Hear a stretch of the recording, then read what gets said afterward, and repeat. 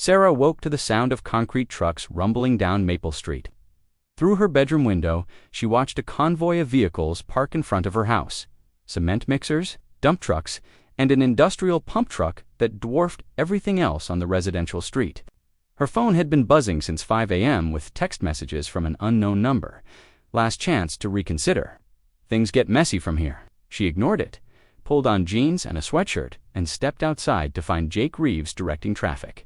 In her front yard, "Get off my property," she said, her voice cutting through the morning air.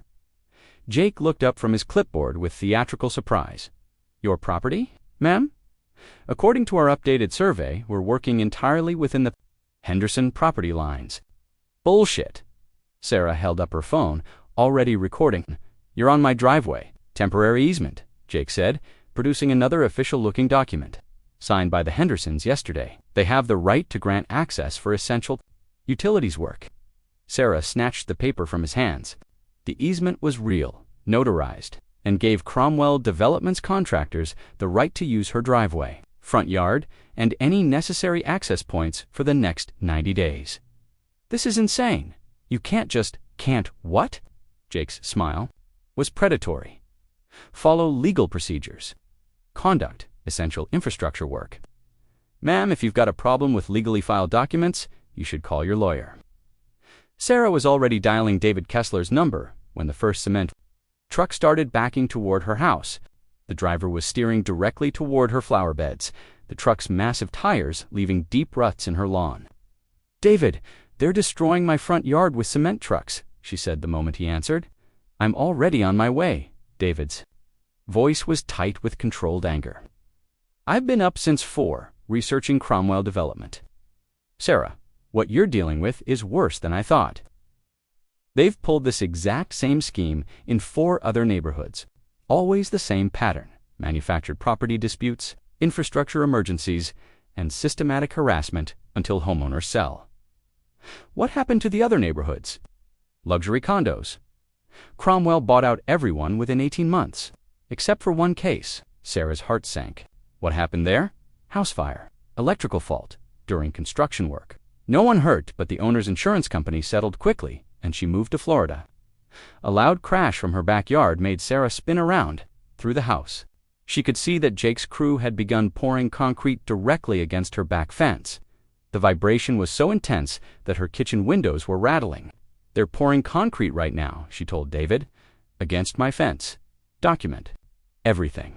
The Hendersons' yard had been transformed into an industrial construction site. Concrete was being poured in a massive rectangular foundation that extended from their house almost to her property line. She called out to Jake, "Multi-family housing foundation." Jake replied without looking up, "The Hendersons are building a suite, perfectly legal." Sarah stared at the construction. The mother-in-law suite was the size of a small apartment building, and it was positioned to block all sunlight to her backyard, creating a concrete wall that would loom over her property, like a prison. Her phone buzzed with another text: "Neighbors building too close. Noise complaints? Call Cromwell Development for fast resolution." The audacity of it made her laugh out loud. They were creating the problem and advertising the solution. But the foundation was being built directly over where her water line ran. She called out, "You're building over my water line." "Not according to our utility survey," Jake replied, still not looking. At her, Sarah ran into her house and turned on the kitchen faucet. She tried the bathroom sink. Same result. The water was flowing, but the sound of the pipes had changed. When David Kessler arrived, 20 minutes later, he found Sarah standing in her driveway, documenting everything with her phone, while Jake's crew systematically destroyed her front landscaping. "Your client has a problem with legal construction? She can take it up with the city." David examined the easement document, his face growing darker with each line. "This easement is fraudulent. The Hendersons don't have the legal right to grant access to someone else's property. Take it up?" With their lawyer, Jake said, "We're just following orders." "Whose orders?" David demanded. For the first time, Jake looked directly at him. "Richard Cromwell's orders. He owns this project now." The admission hung in the air like a physical presence. Jake had just confirmed that Cromwell was orchestrating everything, but he'd said, it with such casual confidence that Sarah realized he didn't care about admitting it. They were so certain of their legal position that they weren't even trying to hide their involvement. "I want to see the permits," David said. Jake handed over a thick folder. They walked to Sarah's front porch, where David spread the permits across her outdoor table. "This is very bad. These permits are all legitimate. How is that possible?" "Because someone with serious connections is pulling strings. Look at this." He pointed to one of the permits. "This is for major utility work, upgrading the water and sewer lines for the entire block. Filed by the city itself." Sarah felt her world tilt. "The city is in on this." "Not necessarily, but someone has convinced city planning that this block needs major infrastructure upgrades. And look at this." He showed her another document. "Emergency permit for road work, filed Friday, approved Saturday." Road work. David pointed toward the street, where Sarah could see orange cones being set up. "They're going to tear up Maple Street. Water main replacement, they claim, could take months." They weren't just targeting her house, they were making the entire neighborhood uninhabitable. The construction noise, the torn-up street, the blocked access, the utility disruptions. It was a systematic campaign to drive out every resident. "Other homeowners," she said suddenly. "Sarah, you need to understand something. If Cromwell is willing to go this far, he's not just hoping you'll sell, he's planning to make it impossible for you to stay." As if summoned by their conversation, a city inspector's truck pulled up. "I need to inspect your property for code violations." Sarah's stomach dropped. "What code violations?" "Complaint filed this morning. Possible structural damage to your pool, potential groundwater, contamination, and a report of unpermitted electrical work." "This is harassment," David said, stepping forward and handing Lisa his business card. "I'm Mrs. Morrison's attorney. These complaints are being filed by someone with a financial interest. In forcing my client to sell her property, I have to investigate all complaints." "Who filed the complaint?" David demanded. "Anonymous tip to the city hotline." Sarah watched Lisa walk around her house, taking photos and making notes. The inspector spent particular attention on the damaged pool and the electrical panel. After 20 minutes, she returned to the front porch. "Mrs. Morrison, I'm going to have to issue a citation for the pool. It's currently in violation of safety codes due to the structural damage. You'll need to either repair it or remove it. Within 30 days, the damage was caused by their construction." Sarah protested, pointing at the Henderson property. "That's a civil matter," Lisa replied. "My concern is code compliance. The pool is a safety hazard in its current condition." After Lisa left, Sarah and David sat in stunned silence. The speed and coordination of the attack was breathtaking. In less than 72 hours, Cromwell had damaged her pool, her property line, destroyed her landscaping, and gotten the city to cite her for code violations. "There's something else," David said quietly. "I did some research on your neighbors. Frank and Margaret Henderson sold their house to Cromwell Development 3 months ago. They're not your neighbors anymore, they're Cromwell's employees." The betrayal hit Sarah like a physical blow, but they've been living there, acting normal. Cromwell kept them on as caretakers, probably paying them to act like nothing had changed while he set up this operation. "Sarah, you're not fighting your neighbors, you're fighting a The pile driver started at 5:47 a.m., 13 minutes before the city noise ordinance allowed construction to begin. Sarah had been awake since 4, sitting at her kitchen table with a cup of coffee and a laptop, putting the finishing touches on her counterattack. The thunderous pounding that shook her house like an earthquake was exactly what she'd expected. She stepped onto her back porch and started recording as Jake Reeves directed the installation of massive concrete pilings just feet from her property line. The noise was unbearable, designed to break her resolve before breakfast. "Beautiful morning for construction, isn't it, Mrs. Morrison?" Jake called out, having to shout over the machinery. "Perfect morning for documenting noise ordinance violations," Sarah replied, holding up her phone. Jake's smile faltered. "Construction starts at 6 a.m. City ordinance, it's 5:52, Sarah said, checking her watch. "That's a $100 fine per violation per machine. I count 6 machines." For the first time since this nightmare began, Jake looked uncertain, but he recovered quickly. City inspector signed off on early start due to safety concerns. What safety concerns? Jake gestured toward her damaged pool. Unstable structure, potential collapse. Emergency work order. Sarah laughed, a sound that cut through the machinery noise like a blade. Jake, you're good at this. Really good. But you made one critical mistake. What's that? You assumed I was stupid. Before Jake could respond, 3 vehicles pulled up in front of Sarah's house. A news van from Channel 7, a car from the county, Environmental Protection Office, and a truck from the State Water Authority. Jake's face went pale as reporters and officials streamed into Sarah's front yard. Mrs. Morrison called Rebecca Martinez from Channel 7. We received your press release about illegal construction practices.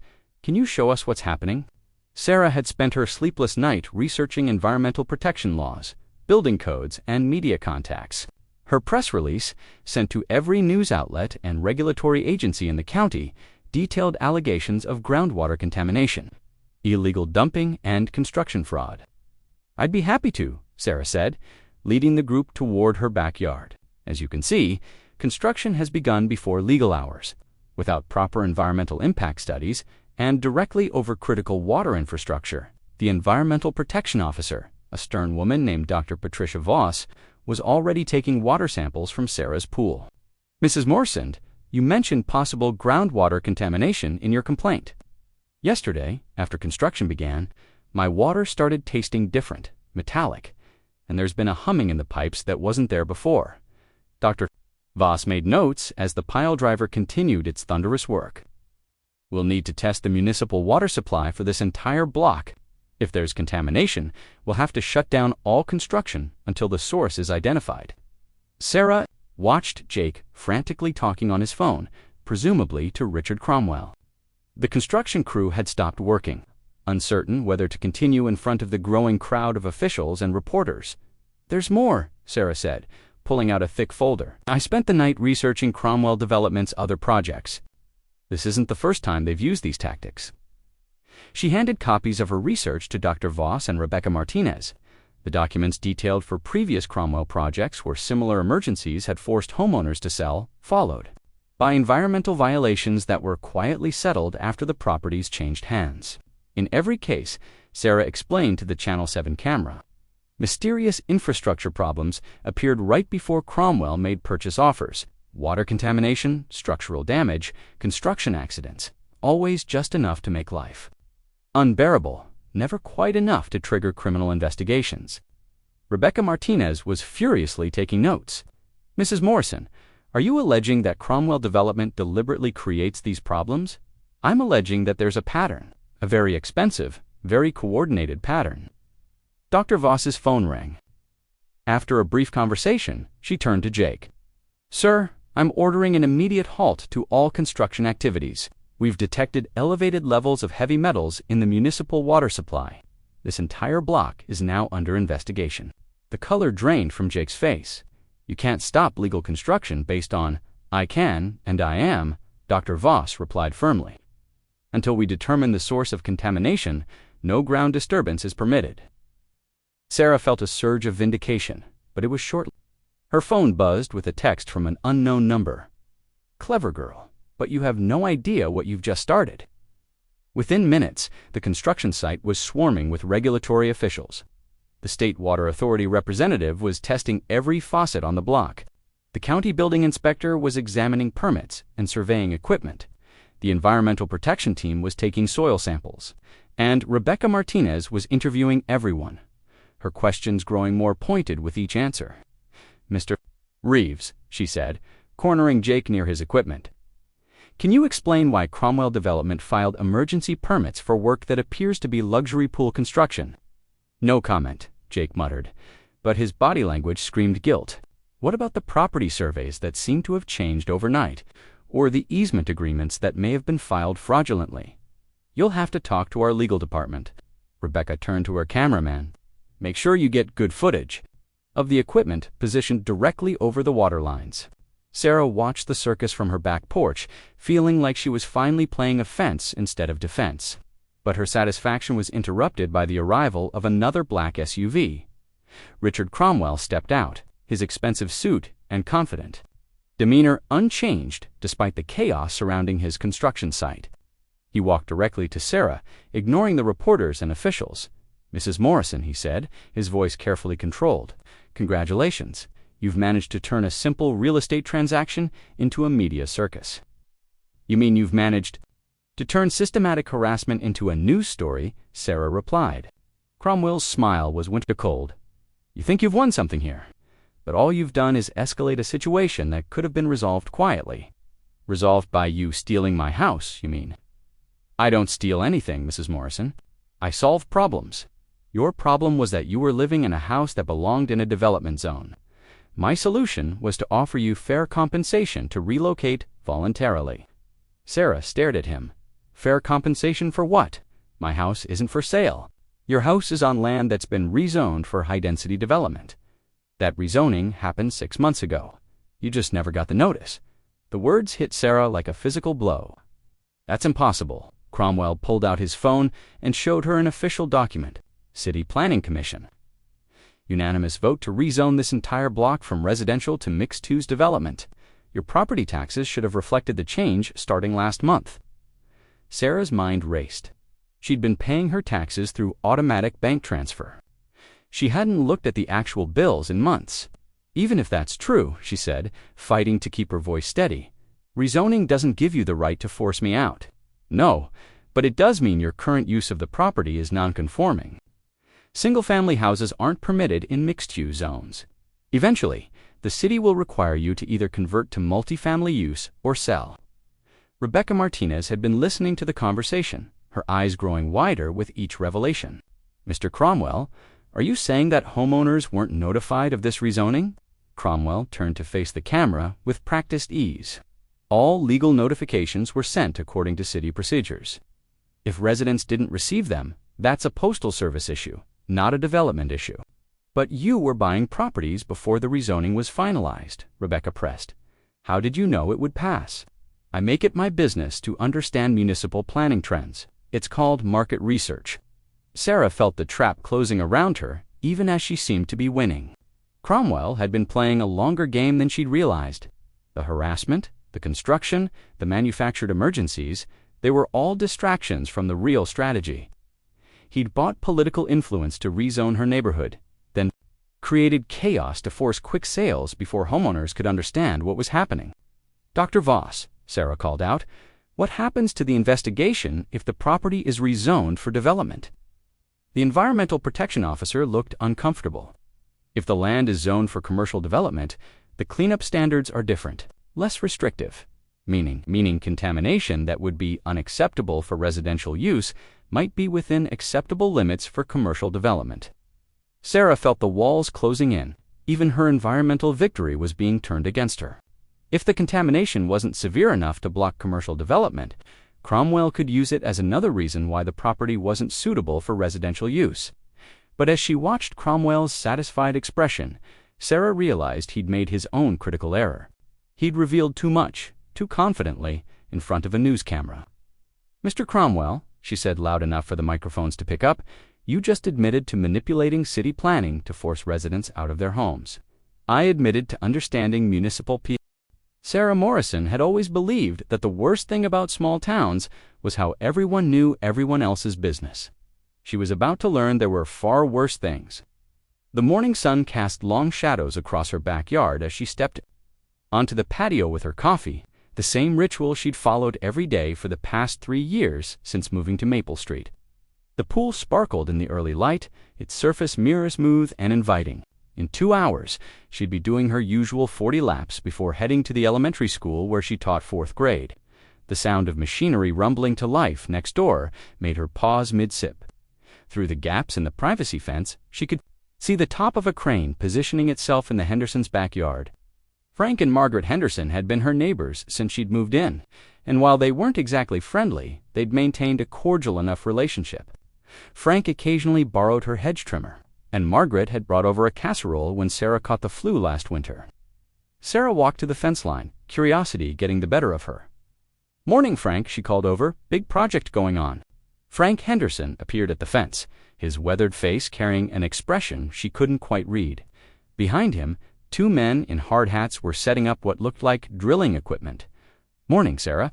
His voice held none of its usual gruff warmth. "Yeah, we're putting in a new septic system. The old one's been giving us trouble." "On a Saturday?" Sarah raised an eyebrow. "Must be pretty urgent." "You could say that." Frank's eyes didn't meet hers. "Might be some noise for a few days. Hope you don't mind." Before Sarah could respond, Margaret Henderson emerged from their back door, her face flushed with what looked like excitement rather than the stress of a home repair emergency. She whispered something to Frank, and both of them glanced in Sarah's direction with expressions that made her stomach twist uncomfortably. "Well," Sarah said slowly, "I guess. I'll see you around." She returned to her coffee and morning routine, but the easy piece of her Saturday had been shattered. The drilling started an hour later, and it was unlike anything she'd ever heard. The machinery seemed to be working directly against her property line, the vibrations so intense that ripples appeared across her pool's surface. By noon, the ripples had become waves. Sarah marched back to the fence, her patience exhausted. "Frank, this is getting ridiculous. Whatever you're doing over there is affecting my pool." But Frank was nowhere to be seen. Instead, a man in a supervisor's hard hat approached the fence. He was tall and broad-shouldered, with the kind of confident demeanor that suggested he was used to being in charge. "You must be Mrs. Morrison," he said, his tone professionally polite but somehow condescending. "I'm Jake Reeves, site supervisor. Sorry about the disturbance." "What exactly are you disturbing it with?" Sarah demanded. "That's not normal septic work." Jake's smile was thin and humorless. "Sometimes these old systems require extensive excavation. We're following all proper procedures, I assure you." "Proper procedures? For what?" "It sounds like you're trying to dig to China. Look." Lady Jake's professional veneer slipped slightly. "We'll be done when we're done. You've got a problem with that. Take it up with the city." Sarah felt her temper flare. "Don't lady me. I'm asking a simple question about work being done right on my property line." "Your property line, Jake?" repeated, pulling a folded paper from his shirt pocket. "About that, you might want to double-check your survey." He handed her the document, and Sarah's blood ran cold as she scanned it. According to this survey, her property line was 15 feet closer to her house than she'd believed. Her pool, which she'd thought was safely in the center of her backyard, was apparently encroaching on Henderson property. "This is impossible," she whispered, looking up at Jake's satisfied expression. "I had my own survey done when I bought the house." "Surveys can be wrong," Jake said with a shrug. "This one's fresh from the county office. Dated yesterday." Sarah's mind raced to survey dated yesterday meant the Hendersons had commissioned it recently. But why? And why hadn't they mentioned it during their brief conversation that morning? "I'm calling my real estate attorney," she said, turning to go back inside. "You do that?" Jake called after her. "Might want to call your insurance company, too. Lot of vibration from this kind of work. Sometimes pools can develop ... structural issues." The way he said it made Sarah's skin crawl. She spent the next hour on the phone with her attorneys, answering service, leaving increasingly frantic messages, while the drilling outside grew more intense. When she finally reached him, David Kessler's voice was tight with concern. "Sarah, I need you to listen very carefully," he said. "Don't sign anything, don't agree to anything, and document everything that's happening. Take photos, videos, whatever you can. This doesn't sound like a coincidence." "What do you mean? I've seen this before." "Property line disputes can be manufactured. If someone wants to force a sale or acquire land, creating a boundary dispute is one way to do it. The fact that they got an emergency permit for Saturday work and had a survey done yesterday tells me this is planned." Sarah felt the floor drop out from under her. Planned by who? That's what we need to find out. "But, Sarah, you need to be very careful. If this is what I think it is, they're not going to stop with property line harassment." As if summoned by David's warning, a tremendous crash shook the house. Sarah dropped the phone and ran to her back window. Her pool was draining rapidly, water gushing through a crack that had appeared along the bottom edge. The Hendersons' drilling had stopped, and an eerie silence settled over the neighborhood. She grabbed her phone and ran outside, filming the disaster as water poured across her lawn. That's when she noticed Frank and Margaret Henderson standing at their fence with Jake Reeves. All three of them watching her pool empty, with expressions of barely concealed satisfaction. "Oops," Jake called out, his voice carrying easily across both yards. Told you that vibration could be a problem. Sarah's hands shook as she continued filming. You did this on purpose. Now that's a serious accusation, Jake said, his tone shifting to one of mock concern. I hope you've got insurance to cover accidental damage. There's nothing accidental about this, Sarah shot back, her voice growing stronger with her anger. This is deliberate sabotage.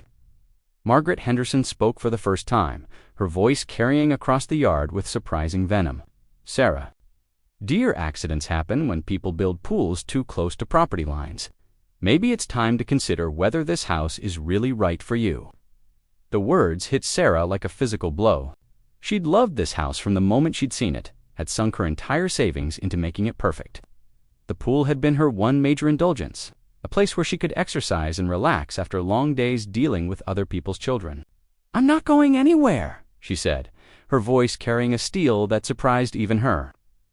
Jake and the Hendersons exchanged glances that confirmed David's suspicions. This was coordinated, planned.